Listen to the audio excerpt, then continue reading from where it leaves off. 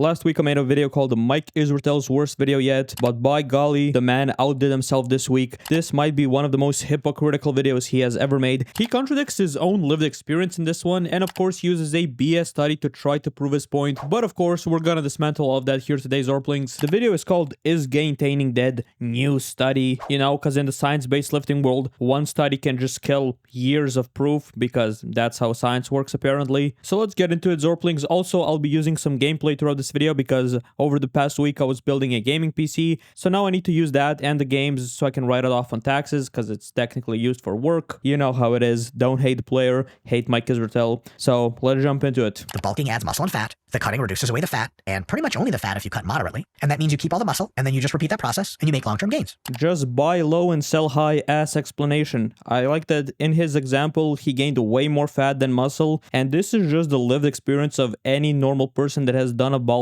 and I'll talk about why I don't recommend bulking from my own personal experience, but let's just see what he has to say about gaintaining first. Let's let him lay out his points so we can, you know, disassemble them one at a time. But there's another idea that opposes bulking and cutting, and it's called gaintaining. And it's like a real idea, like real sports scientists like Eric Helms, Dr. Eric Helms, really like it. Let's notice two things here, Zoorplings. A real sports scientist like Dr. Eric Helms. And another thing, Dr. Eric Helms is also natural. So why do you think the natural guy that's actually accomplished as a natural bodybuilder is recommending the average person to just gaintain? Why do you think the natural guy is recommending that and the guy that's on steroids, 5 GLP-1 agonists, and had fucking fat extraction surgery from his lower back is recommending you to bulk and cut? Mike, have you not learned from your mistakes? Have you not learned that bulking can go too far? And if you say, oh, he recommends a moderate bulk, we'll get into it. Just let the video play. Also, it's super low stress. You don't have to stuff yourself and pre-plan a bunch of stuff.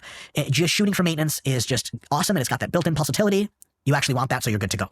So the rule of gaintaining is just eat enough protein, watch your body weight to make sure it's not falling or rising too much at any one point, and you're good to go. Now, if you listen to this segment and you were like, wait, is Mr. Mike Israel saying that I can sort of eat at maintenance, which for most guys is 2,600 to 2,800 calories, depending on your activity levels. I can have a decent amount of food. I don't have to fucking track every macro when I'm out with friends. I get to look good. I get to have good energy levels, right? Because you're not lethargic because you're eating too much, and you're also not carb starved because you're cutting, too much. And you get to make gains like this year round and actually have a real normal life. Why would I not do this, you might ask yourself? And I say to that, yeah, why the fuck would you not do this?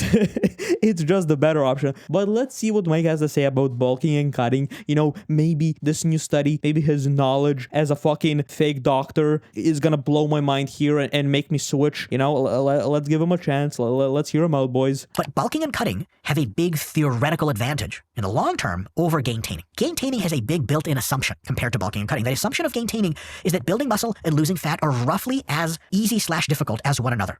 Fat loss without muscle loss for people who aren't extremely lean is actually really easy. It happens all the time in study after study after study. Oh, you think fat loss is really easy, Mike, huh? Thank God this take is coming from a guy that never did a cut as a natural lifter. Why do you think GLP-1 agonists are blowing up like crazy? Why do you think everybody's on them? I mean, for decades, the biggest scam in the fitness industry were fat loss pills. I mean, on every fucking infomercial, there was a new pill or a new tea for your mom to lose 10 pounds in one day without even fucking blinking an eye while eating a full fucking pizza. Throughout recent modern history, we as a society have struggled with fat loss, which is exactly why supplement companies have been specifically targeting people that want to lose fat. The supplement companies know that people struggle with it, they know it's not easy, and they want to sell you a quick fix. This take is just simply horrible. And you can tell this with Mike himself, because every time he steps on stage, you can tell that he has some pretty decent muscle. Of course, he's like 5'2", but you can also tell that he struggles to lose fat. You can tell that he's never conditioned enough to place well in a bodybuilding contest. He doesn't have a muscle mass problem, he has a freaking fat loss problem. Even with the fat loss surgeries and GLP-1 agonists and every fucking supplement that he stacks, he still struggles to lose fat. So calling this easy is just a terrible take in my opinion. Now here's where this new study comes in. There was a study just published by Salvador Vargas Molina and colleagues. Where's Jared?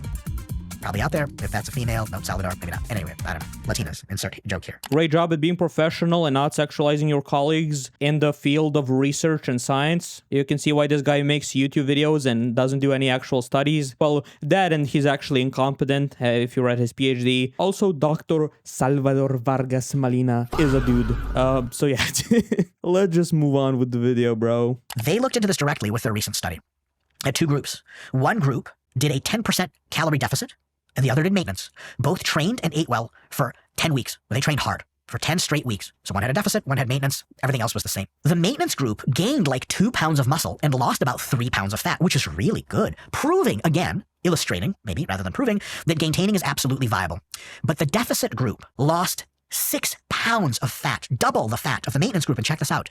The deficit group still gained the same 2 pounds of muscle that the maintenance group did. Let's get into breaking bullshit studies, my favorite part. So, why does this study not prove shit? Well, let's get into it, Zoorplings. First of all, this study had 30 participants in total, and they were split into 3 groups, meaning that each group had 10 people in it, okay? That's like a classroom split into 3. That's not enough participants to show like anything definitively. Second of all, the results weren't even that crazy, okay? Let's think about it. Which group would you rather be in? The group that can eat maintenance calories, which is still plenty, you don't have to track as meticulously, and you get to gain 2 pounds of muscle and lose 3 pounds of fat, which I don't even think that happened. They used the DEXA scan, and we know DEXA scans are inaccurate. But let's say, as a hypothetical, you can be in this group A, or you can be in group B, where you have to track everything that you eat because you're in a 10% deficit, and that's a very slight deficit, so you have to be very accurate with your calorie tracking. So you have to track everything. You have to be in a deficit, which means your energy levels are still lower. You have to pick and choose your foods, and all of that to gain the same amount of muscle, but lose only 3 extra pounds of fat across 10 weeks? I don't know, boys. Like, to me, this doesn't prove the point at all, especially because, again, it's a small sample size, it's a short-term study, it uses a fucking DEXA scan, it's just another poorly funded, poorly conducted short-term study that a fake scientist on YouTube uses to try to prove his point while omitting all of the details that actually would disprove the study for any normal person. So he goes over some use cases where gaintaining would be useful, and he strips them down to temporarily fits your lifestyle, or if you're a beginner that's not in the mentally right space for a bulk.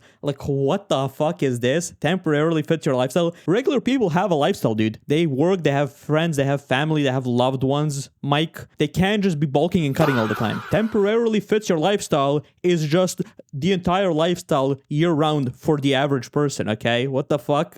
But you know, we can't end this video without a great Mike Israel analogy, so let's just dismantle this one as well. I thought it was kind of fun. But there is a difference here, big difference, between something being effective and something that is attempted to be optimized. Attempted to be optimized. What a great term. If you attempt to optimize something and fail miserably and are stuck with the repercussions for the rest of your life that you have to deal with, is that worth it for the slight optimization? Let's take Joe Schmo lifting and likes to snort blow here, you know, average guy off the street. He goes to the gym, he hears, oh yeah, Dr. Mr. Mike Israel told me that I should bulk. Let me bulk. You, of course, don't know how to bulk, and like every lifter in the gym, you gain way too fucking much fat, but then something happens. You planned your cut a year out, right? Or 6 months out, but now you're really fucking fat, and you did gain muscle, but because you're a beginner, you don't know how much muscle compared to fat you gain. You think you're fucking gonna cut down and look like Arnold, but then something happens. You get a new job, or you get fired from your job, or a global pandemic happens and you're indoor all the time, or something happens where you cannot dedicate the time and the energy to cut all of that fat off. And guess what? Because you're under a lot of stress, all of that food that you've been eating for your bulk, right,